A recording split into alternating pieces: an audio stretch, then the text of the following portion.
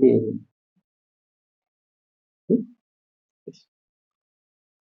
buenos días. Venimos estudiando el libro de Mateo con algunas paréntesis que hemos hecho para ver otros pasajes, pero básicamente venimos estudiando el libro de Mateo ya hace varios meses. Yo creo que por ahí ya llevamos casi un año estudiando Mateo, tratando de estudiarlo versículo por versículo. El domingo pasado estábamos hablando cerca del capítulo 8 y habíamos visto el versículo 18 al 22 acerca de las personas, dice el título en la Biblia, de los que querían seguir a Jesús, dice el texto, ¿no? Que Jesús rodeado de mucha gente, después de que había hecho unos milagros, que también los vimos, se le había acercado un escriba que le dijo: maestro, yo te seguiré a donde quiera que vayas. Y yo les hablaba a ustedes de que ya nosotros sabemos que es un escriba, que era un escriba, ¿no? Una persona docto en la ley, que la conocía al derecho y al revés, que tenía cierto reconocimiento y prestigio, y que seguramente pensaba que seguir a Jesús, o estar del ladito de Jesús, le iba a ayudar como a brillar más, como a ser más conocido todavía, porque para ese momento Jesús ya estaba empezando a dar muchísima popularidad. Y estaba el otro discípulo que vino y le dijo: Señor, permíteme que vaya primero y entierre a mi padre, ¿cierto?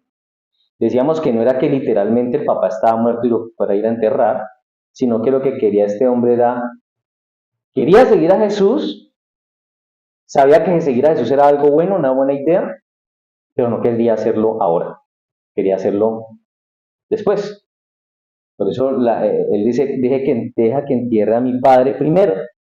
Era que él quería compartir más tiempo con su familia, hacer otras cosas, y de pronto por allá, en unos años, cuando ya hubiera hecho todo eso, de pronto ya sacar el tiempito para seguir a Jesús. Pero Jesús, ¿qué fue lo que le dijo? Le dijo: deja que los muertos entierren a sus muertos, sígueme. La línea del pasaje del texto de la enseñanza de hoy pues tiene que ver con algo muy parecido. Y está en el capítulo 8, donde estamos, pero ya en el verso 23 al 27. Vamos a leer esa parte.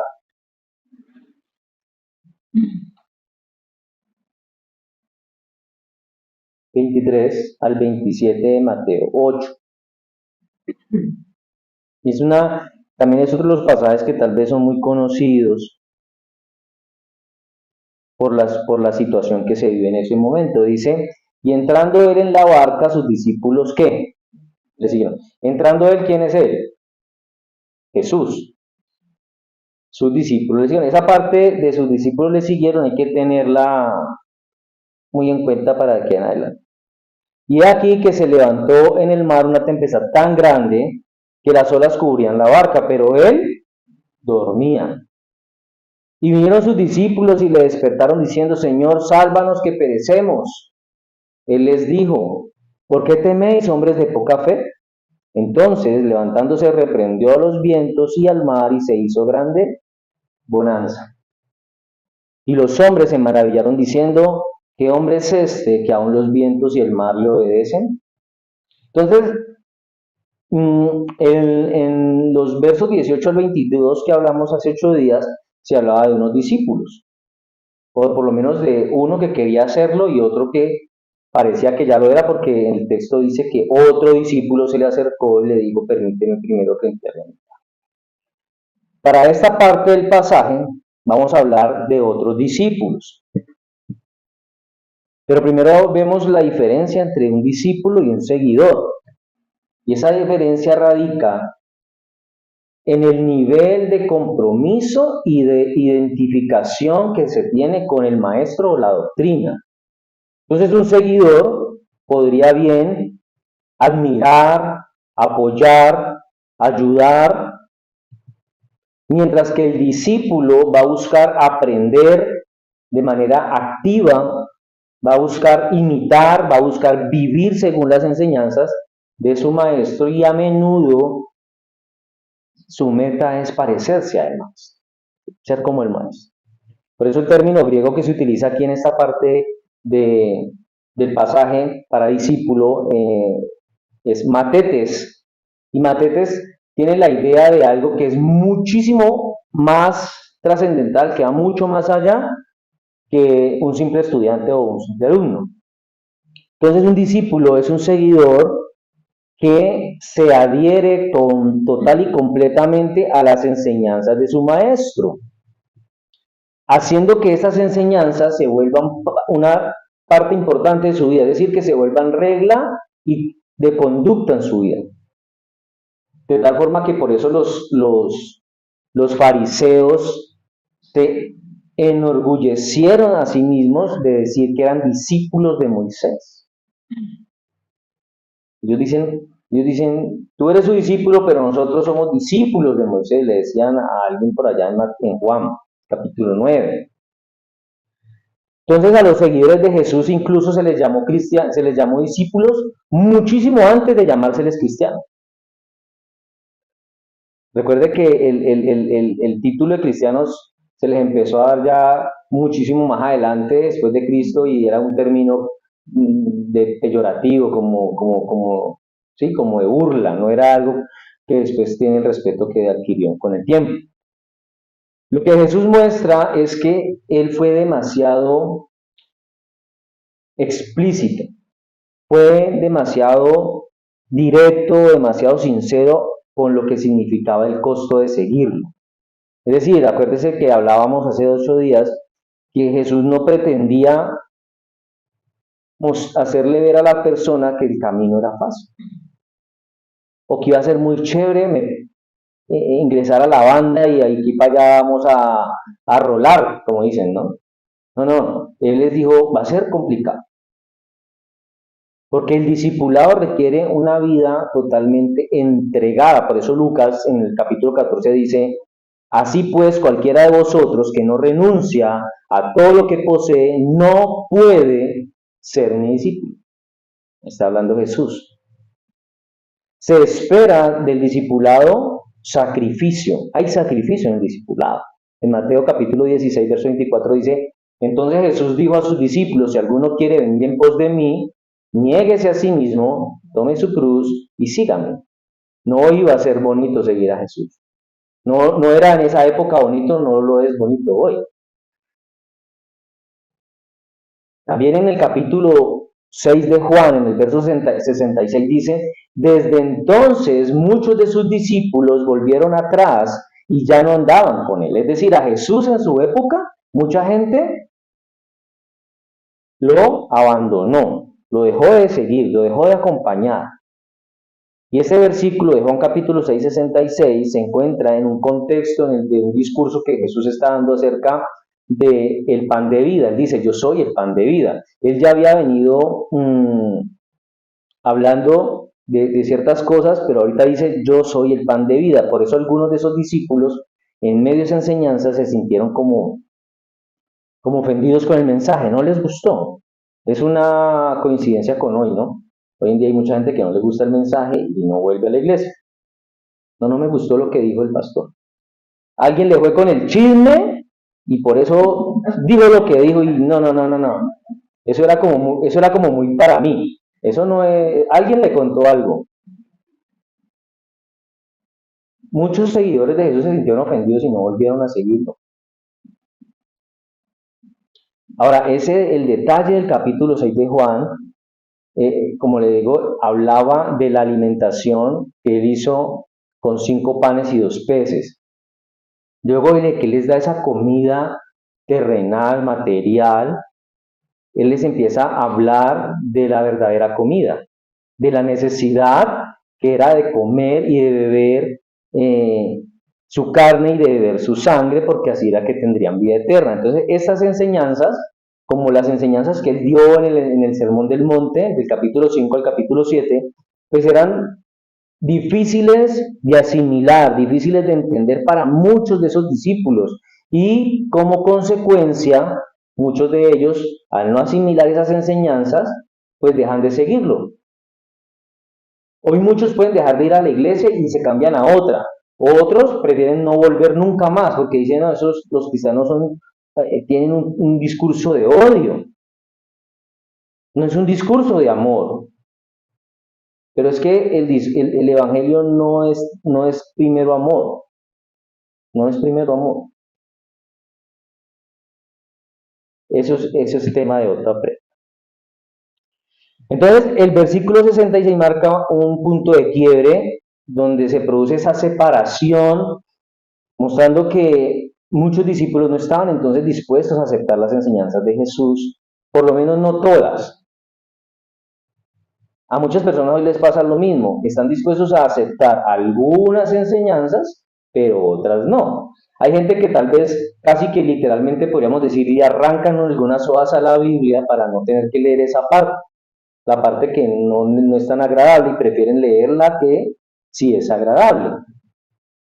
Entonces estos discípulos hicieron eso, arrancaron las hojas para no tener que volver a escuchar y deciden alejarse. Por eso en el verso siguiente de Juan 6, en el 67, Jesús, viendo esa realidad, él le pregunta a sus 12, a los más cercanos, les dice que si ellos también se quieren ir, entonces que se vayan.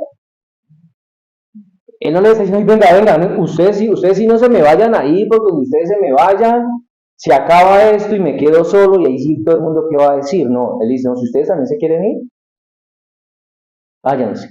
Pero Pedro le dice en una declaración de fe, ¿a quién iremos? Solo tú tienes palabras de vida eterna. Le dice Pedro. Tal vez a veces uno en esta época, uno dice, bueno, si dejaron de seguir a Jesús, ¿qué puedo esperar yo? ¿Qué puedo esperar yo? Que no le doy ni a los talones a Cristo. Y si Jesús, con la autoridad y el poder que tenía y que tiene, pero que tenía mientras caminó aquí en la tierra, vio como muchas personas lo dejaron, pues hoy pasa algo similar con alguien que no tiene ningún poder de nada, que no es capaz de hacer absolutamente nada, y que a veces también tiene que ver esas situaciones de personas que se van porque algo tal vez no les agradó, porque si se fijaron en la persona o lo que dijo la persona y no pensando tal vez que era Dios el que estaba hablando. Entonces, cuando vemos que Pedro hace esa declaración de fe, dice, ¿a quién vamos a ir? Podríamos ir a cualquier parte tal vez, pero la palabra verdadera, la palabra real la tiene usted. Cuando yo identifico que en mi iglesia local hay una prédica bíblica, pero que aunque a veces me pueda incomodar y a veces como que mi carne sale a flote y como que me empieza a caer gordo el pastor por un momentico, pero yo sé que eso está bien para mi vida, yo me tengo que quedar allí. Eso destaca la diferencia entre aquellos que se fueron y los que decidieron quedarse. El que se va lo hace porque siente que no puede adaptar la palabra a su vida, o su vida más bien a la palabra. El que se queda, lo hace porque confía en que esa enseñanza, en la enseñanza de Cristo, es la que él necesita. Es como cuando a uno le servían la comida a los papás, uno estaba pequeño, y le decían a usted se tiene que comer eso porque esto es bueno para usted, pero uno no se lo quería comer porque habían brócolis, porque habían zanahorias, porque habían cosas que uno dice, no, eso no me gusta, yo no soy conejo. Pero el papá o la mamá sabía que eso era bueno para uno, o cuando le van a dar un remedio. Ahora los remedios tienen sabor a fresa, frambuesa, pero hace años, o por lo menos cuando yo estaba pequeño, el dulce sabía horrible. Era un jarabe y eso sabía horrible. Y a uno le tocaba tomarse. Entonces la palabra hoy puede a veces saber mal, pero ¿es buena o no es buena para nosotros? Por eso el tema de hoy lo hemos llamado las marcas de un verdadero discípulo. Las marcas de un verdadero discípulo. Yo aquí encontré algunas. Puede que alguien con mayor experiencia, conocimiento teológico pueda encontrar muchas más. Pero Hoy encontré más o menos unas 5 marcas de un verdadero discípulo. Y la primera es que los discípulos siguen a Jesús sin excusas. Los discípulos siguen a Jesús sin excusas. Entonces estamos en el capítulo 8, verso 23. Inicia diciendo el pasaje: y entrando él en la barca, sus discípulos le siguieron. Y aquí Jesús ya puede por fin entrar a la barca. Él había venido haciendo una labor fuerte, una jornada difícil, haciendo milagros, haciendo una cantidad de cosas, pero antes de hacerlo fue interrumpido por el escriba, fue interrumpido por el otro discípulo. Ya después de que ellos se van, él puede entrar a la barca y él ya le había hablado entonces al escriba, le había mostrado lo que podría significar seguirlo a él, que era muy diferente tal vez a lo que él tenía en mente.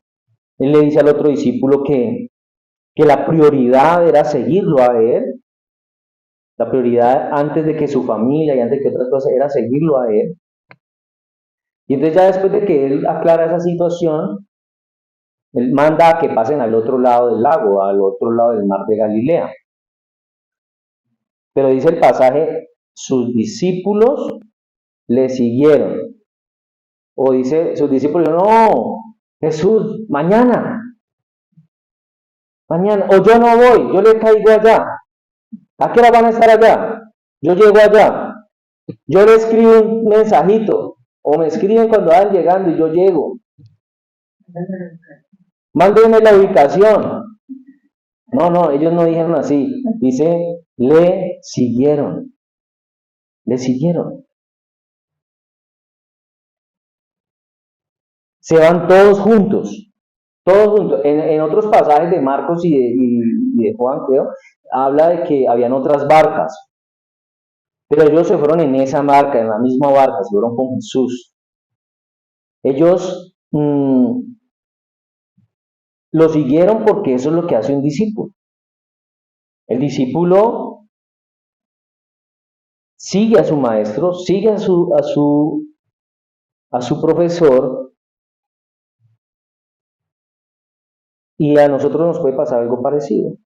Nosotros tenemos al mismo maestro, tenemos la palabra de Dios, no, tal vez no lo tenemos a él aquí como lo tuvo Pedro, Juan, ¿cierto? Pero lo tenemos en la escritura. Y aun cuando tenemos la palabra de Dios en nuestra mano, a veces podría ser tan difícil seguir al maestro. A veces podría ser tan complicado seguirlo. Tal vez un discípulo hoy le diría a Jesús, no, yo me voy en carro porque a mí el agua me da mareo. Y soy capaz de que me les vomito en la barca, entonces para evitar un rato así, yo me voy. Sigan ustedes en el barco, yo cojo un carro y me voy por acá. O me voy a caballo. ¿Cierto? Tal vez hoy hubiéramos podido sacar excusas parecidas. Estos discípulos no tuvieron excusas. Ellos no pretendieron parecer leales como el escriba de los versículos anteriores o como el otro discípulo. Que al momento de demostrar esa lealtad, tuvieron una condición o tuvieron una excusa para hacerlo. Nosotros hoy tenemos que ser como los discípulos que de una se subieron a la barca con Jesús. Nosotros tenemos que subirnos al bus de Cristo. Nosotros hoy tenemos que ser como esos discípulos que siguieron a Jesús sin excusas, sin condiciones. A veces podemos decir que somos cristianos, pero nos engañamos tal vez a nosotros mismos porque no estamos siguiendo a Cristo, sino que nos estamos siguiendo a nosotros mismos. Seguimos nuestra propia agenda, nuestro propio plan, nuestra propia idea, y no estamos siguiendo al maestro. Cuando decíamos que un discípulo se adhiere total y completamente a la enseñanza del maestro. Cuando no hacemos eso, no podemos decir que somos discípulos. El Señor nos está diciendo hoy, sígueme. Él le está diciendo a nosotros hoy, sígueme, como le dijo al discípulo que le dijo primero, permíteme ir a enterrar a mi padre. Él le dijo, no, sígame ahora, sígame ya. Permita que sus muertos entierren a sus muertos. Entonces Jesús nos está diciendo, sígame ahora o sígame dentro de 15 o 20 días o dentro de un año o dentro de 30 años. No, sígueme ahora. ¿Tenemos hoy una excusa para hacerlo? Es como una pregunta que nos debemos hacer. ¿Tenemos una excusa que hoy creamos que es más importante que seguir a Jesús hoy? ¿Cómo podríamos contestarle a Jesús si lo tuviéramos hoy frente a nosotros? Y que Él nos diga, vamos, acompáñenme. Cuando Él llamó a los discípulos, todos estaban ocupados, estaban trabajando. Unos estaban tejiendo las redes, otro estaba pescando, otro estaba trabajando en la mesa de los impuestos. Pero cuando Él le dijo, sígueme, simplemente dejaron lo que estaban haciendo y se fueron con Él. Hoy nosotros no somos así. Hoy nosotros no somos así. Un verdadero cristiano, no un cristiano nominal, no un cristiano de apariencia, no un cristiano de nombre. Si es cristiano real, tendrá que ser un discípulo de Cristo. Tiene que ser un discípulo. Tiene. No es que pueda o haya una opción, tiene que ser un discípulo de Cristo. Es decir, el cristiano ha calculado el precio, el costo de seguir a Cristo y entonces decide dedicar su vida a seguirlo a Él. Acepta el llamado de Cristo al sacrificio y va a donde sea que el Señor lo dirija. A mí todavía no me ha tocado algo así, pienso, porque hay personas que Dios los llama y dice, es que te necesito en tal parte y en esa parte no tiene familia, no tiene trabajo, no tiene sustento económico, ni siquiera hay cristianos, solamente ir a abrir una obra o a una misión o ir a una misión a otro país. Y esas son situaciones complejas, pero el que la ha aceptado ha calculado el precio de seguir a Cristo. Acepta el llamado al sacrificio a donde sea que lo dirija. El discípulo, el cristiano, entonces se adhiere a esa enseñanza de Jesús, se adhiere al llamado de Jesús y tiene a Cristo como la prioridad número uno de su vida. Y entonces al tener a Cristo como la prioridad número uno, va a vivir en consecuencia de esa prioridad. ¿Se entiende? Esa persona va a estar entonces activamente involucrada con Cristo, en una relación con Cristo, y hacer que esa persona ahora busque a otros para que tengan la misma prioridad que él tiene. Va a empezar a compartirle a otros, va a querer enseñarle a otros, va a empezar a ser discípulos. Esa es nuestra tarea principal. Segundo, un discípulo confía en su maestro. Verso 24. Dice, y he aquí que se levantó en el mar una tempestad tan grande que las olas cubrían la barca, pero él dormía. Justo el momento que ellos deciden seguirlo, justo el momento que se suben a la barca y arrancan, entonces la tempestad también arrancó con ellos. Y me imagino las olas, ¿no? Altas, porque dice que se entraba el agua a la barca y ellos ya se sentían que se iban a hundir. Seguir a Jesús a menudo implica tempestad. Yo no sé si usted ha escuchado a alguien que un día dijo, no, me volví cristiano y no, la vieja me puso a cuadritos. Yo como que más bien me vuelvo donde estaba porque estaba mal, pero ahora que estoy acá estoy peor. Porque ahora una cantidad de cosas, una cantidad de situaciones y problemas y dificultades. Seguir a Jesús implica vivir ese tipo de complicaciones. ¿Por qué? Porque hay un contraste entre las enseñanzas de Cristo y las enseñanzas del mundo. El mundo te empuja a hacer cosas y el Señor te dice no. Pero esas cosas que el mundo me empuja a hacer son las que a mí me gustan, las que a mí me agradan, las que me parecen chéveres, en las que yo me divierto, porque seguramente es más divertidas ese tipo de cosas que tal vez estar sentado 40 minutos escuchando hablar a alguien, ¿no? Entonces el camino del discipulado implica sacrificios personales, renunciar a muchas cosas, pero también implica ser rechazado por el mundo, ser rechazado tal vez por los amigos, tal vez ser rechazado por la familia, porque ahora tengo un estilo de vida diferente. Y también hay una lucha muy fuerte que es la que yo tengo contra mi propia naturaleza pecaminosa, la que me empuja a mí a hacer lo que no quiero hacer, o a hacer lo que no debo hacer. Levantarme temprano el domingo para ir a la iglesia, pero mi naturaleza me dice, no, la cama es tarde. Además, usted ha madrugado toda la semana. Esta semana le tocó duro. Estamos estallados. Tenemos que dormir otro poquito. ¿Me pasa a mí solamente o a otros le pasa? Porque a mí el domingo, temprano, yo no me quisiera levantar. Pero es esa lucha que todos tenemos. Ahora, ¿es pecado tener la lucha? No, no es pecado. El pecado es perderla. Tenerla no. Perderla sí.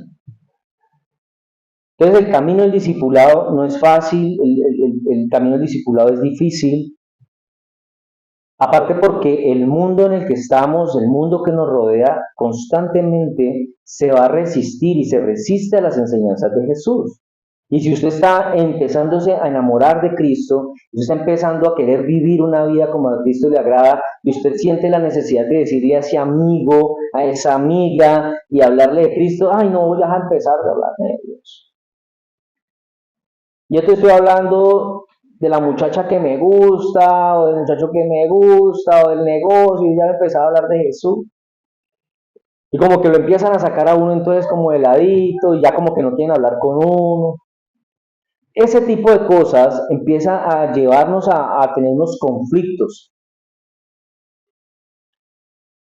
y a que empiecen a haber dificultades en nosotros para seguir buscando del Señor, para seguir buscando de Cristo, para seguir viviendo como un discípulo.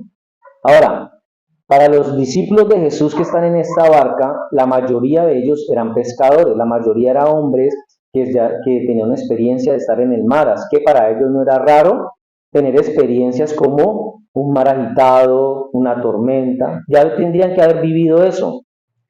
Se dice que el mar de Galilea era conocido porque presentaba muy a menudo tormentas violentas y repentinas, pero la tormenta de ese momento que estamos leyendo tuvo que haber sido especial, tuvo que haber sido demasiado fuerte para que estos hombres se asustaran como se asustaron.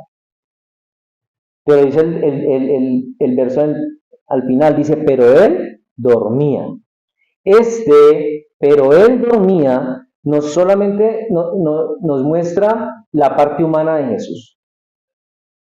Jesús necesitaba descansar, él necesitaba dormir un rato, porque tuvo una jornada difícil, tuvo una jornada de mucho trabajo, hablando con la gente, enseñando, haciendo milagros, necesitaba dormir. Llegó el momento en el que él necesitaba descansar y se quedó dormido.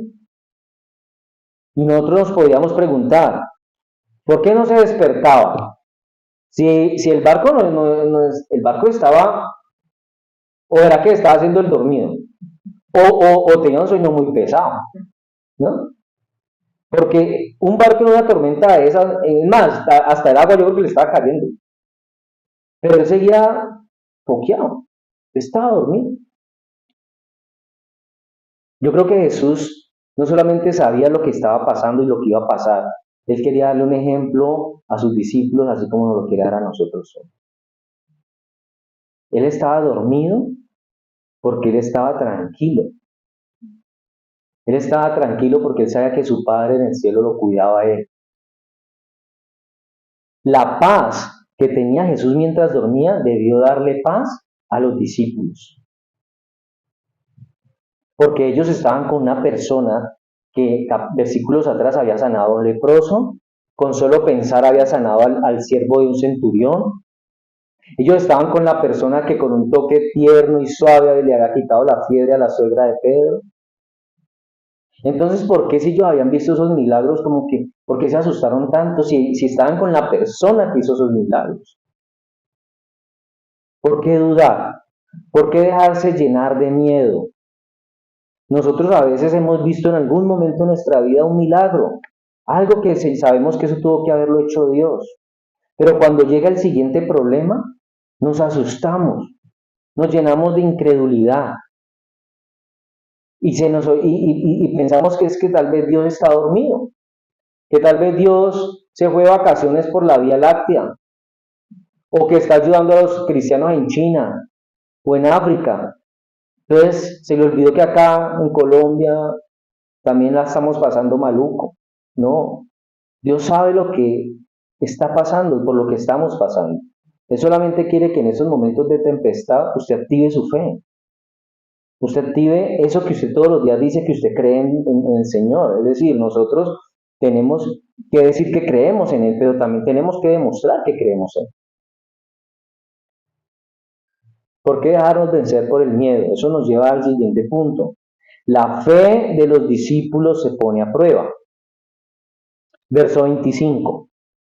Dice, y vinieron sus discípulos y le despertaron diciendo, Señor, sálvanos que perecemos.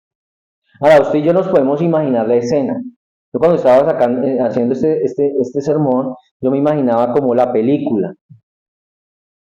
Ya estaba oscuro seguramente, nublado, rayos, truenos, estaba lloviendo, el agua, ay, cualquiera le da miedo, cualquiera le da miedo. Ellos no estaban tranquilos, ellos no estaban prendidos simplemente esperando que la tormenta se acabara, no, ellos estaban exaltados, ellos estaban muriéndose de físico miedo. Y como decíamos nosotros, si la mayoría eran pescadores, están acostumbrados al mar, tal vez a vivir ese tipo de experiencias, pues no tenían que estar necesariamente tan asustados. Pero hubo algo que los llenó de miedo. Hay algunos estudiosos que dicen que eso fue una obra de Satanás. Algunos dicen que la tormenta en ese momento fue una obra de Satanás porque tenía a Jesús allí y a los discípulos. Ahogarlos hubiera terminado tal vez con todo. Entonces algunos dicen que eso era un ataque espiritual. Pero más que el miedo por la misma tormenta, de verse inundados, el miedo que lo que les causó tanto miedo a ellos fue el hecho de pensar que Dios no los ayudaba, no los iba a ayudar, que el Mesías al que ellos tenían allí no los quería ayudar. En medio tal vez de su desespero, de ese terror que tenían, ellos tal vez se gritaban y ¿cómo es posible que sea capaz de dormir en este momento? Es como cuando usted tiene un problema en la casa y una situación y usted ve que la otra persona duerme, pero como yo me preocupo y esta no se preocupa porque duerme tan tranquilo, porque es como si no estuviera pasando nada, algo así. Nosotros a veces nos podemos olvidar, como se olvidaron los discípulos allí, que no hay nada que esté por fuera del poder y de la soberanía de Dios.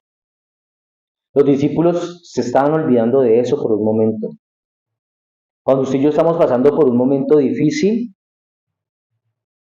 parece que a veces pensamos que Dios como que no se está dando ni por enterado de mi situación, que no se está dando por enterado de mi sufrimiento, y entonces nosotros empezamos a orar, pero nuestras oraciones tienen palabras de desespero. No tienen palabras de ruego, no son palabras de ruego, sino de desespero que gritan a Dios que se despierte, así como los discípulos. Señor, sálvanos que perecemos. A veces nuestra oración tiene ese tinte de desespero. Le estamos diciendo a Dios como si lo tuviéramos agarrado de los hombros y lo estamos sacudiendo, Señor, ayúdame, ¿qué pasa? Llevo días detrás de usted en la oración y usted no me responde, mire qué tal, qué tal, qué tal. Lo realmente cierto, lo que usted y yo podemos estar seguros es que Dios está ahí con nosotros. Solamente Él está esperando que usted ejercite su fe, porque su fe está siendo puesta a prueba. Dios a veces es como Jesús en la barca. Él está esperando de nosotros que la paz de Él sea nuestra paz en medio de las dificultades. Porque siempre vamos a tener dificultades. A veces vamos a tener tiempos tranquilos, como que todo marcha bien, pero ¡pum! Se rompe la tranquilidad y llega una dificultad, llega un problema, llega algo difícil. Pero en medio de esa dificultad, Dios quiere que tengamos la paz, que tengamos la convicción de que Él tiene el control de todas las cosas. Pablo se lo decía a los filipenses en capítulo 4, verso 7, y la paz de Dios que sobrepasa todo entendimiento, guardará vuestros corazones y vuestros pensamientos en Cristo Jesús. Punto 4.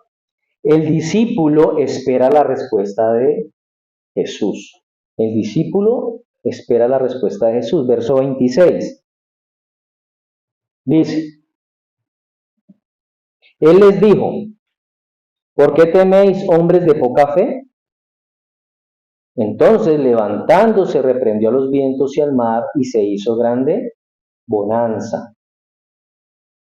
Jesús estaba molesto. Él estaba molesto. Jesús estaba enojado. Él no se levantó contento.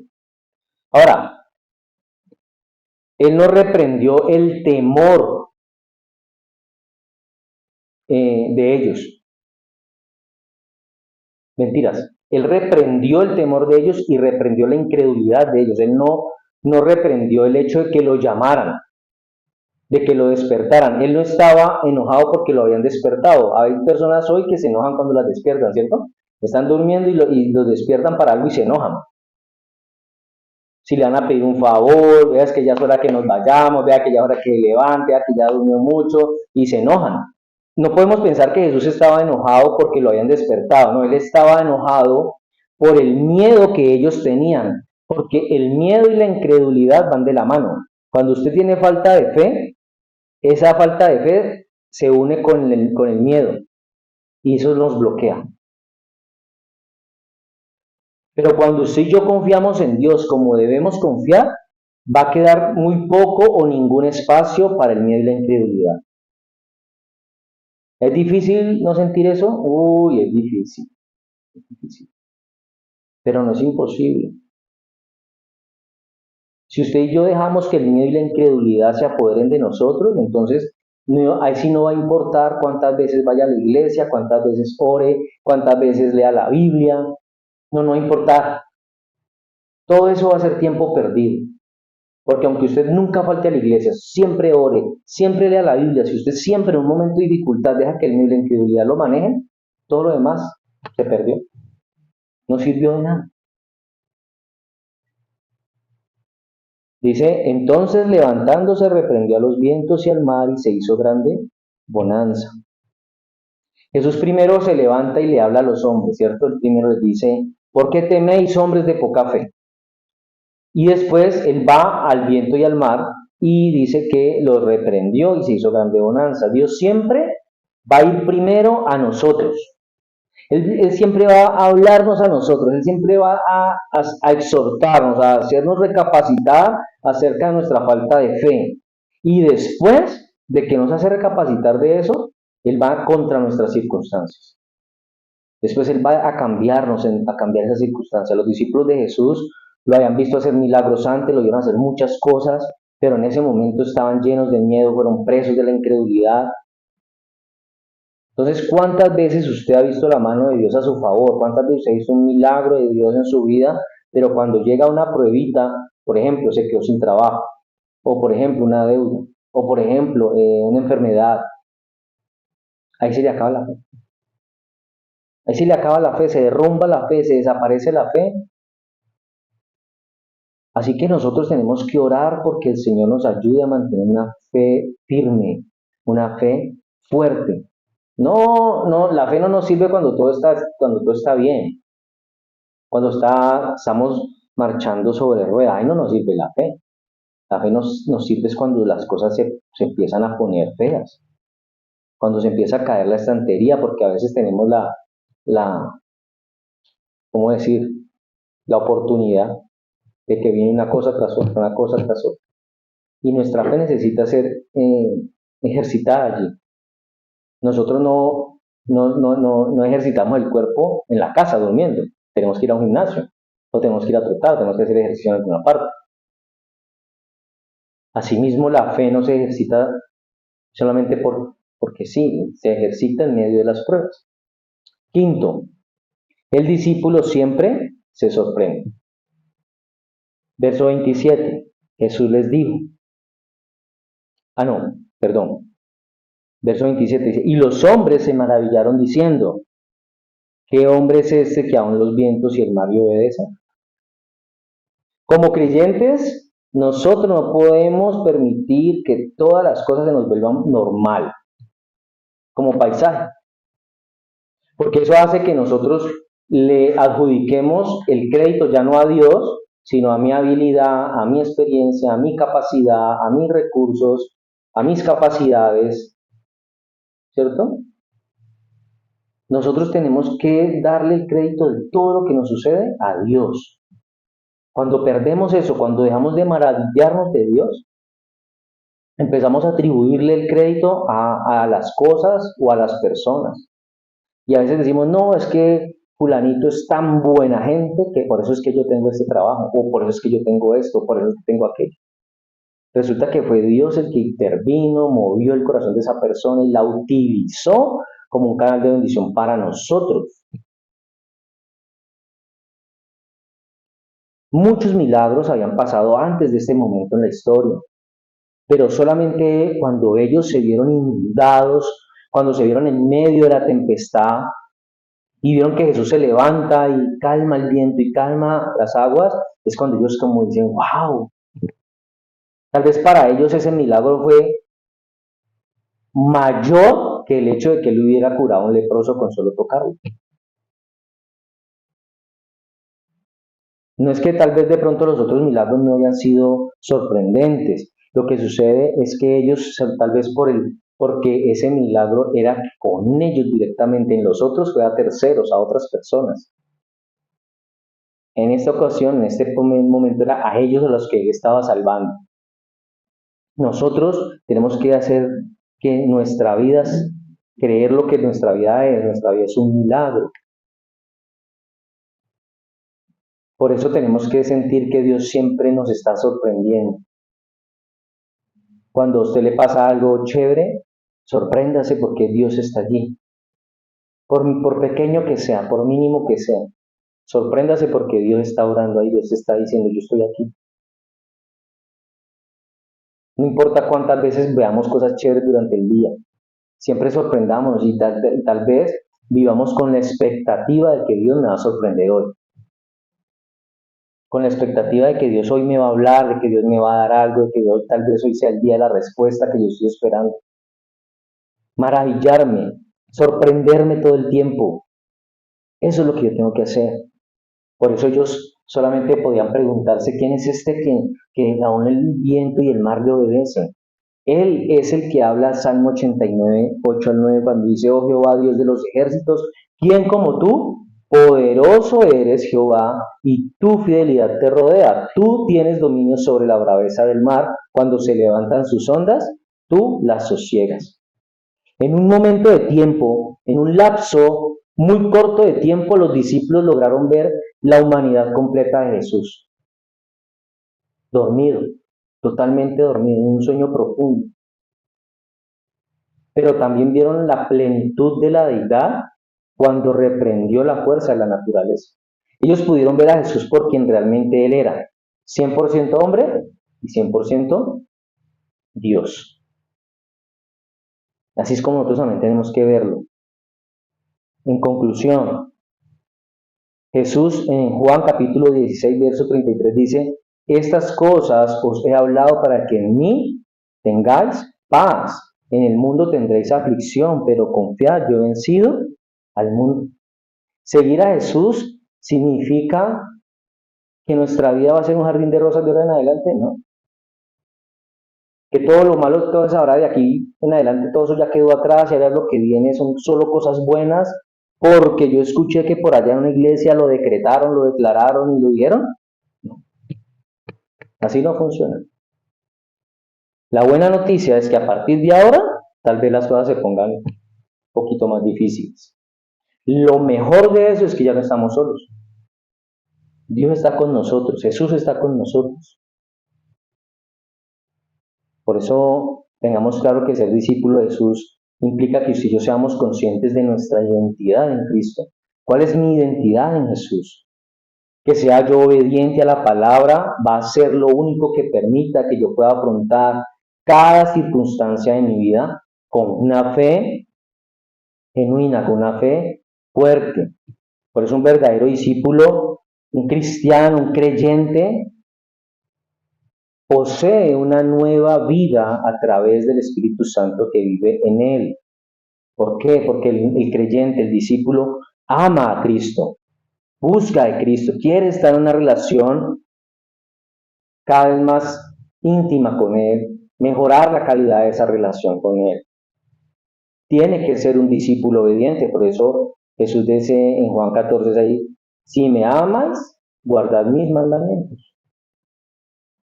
Y Pablo describe la realidad de ser un discípulo cristiano cuando dice en Gálatas 2:20, he sido crucificado con Cristo y ya no vivo yo, sino que Cristo vive en mí. Lo que ahora vivo en el cuerpo, lo vivo por la fe en el Hijo de Dios, quien me amó y dio su vida por mí. Ahora, quiero ser el discípulo de ese que dio la vida por mí, a ese que me escogió a mí antes de la fundación del mundo, pudiendo escoger a otro mejor que yo, a otro más inteligente que yo, a otro más preparado que yo, a otro más bonito que yo, bueno,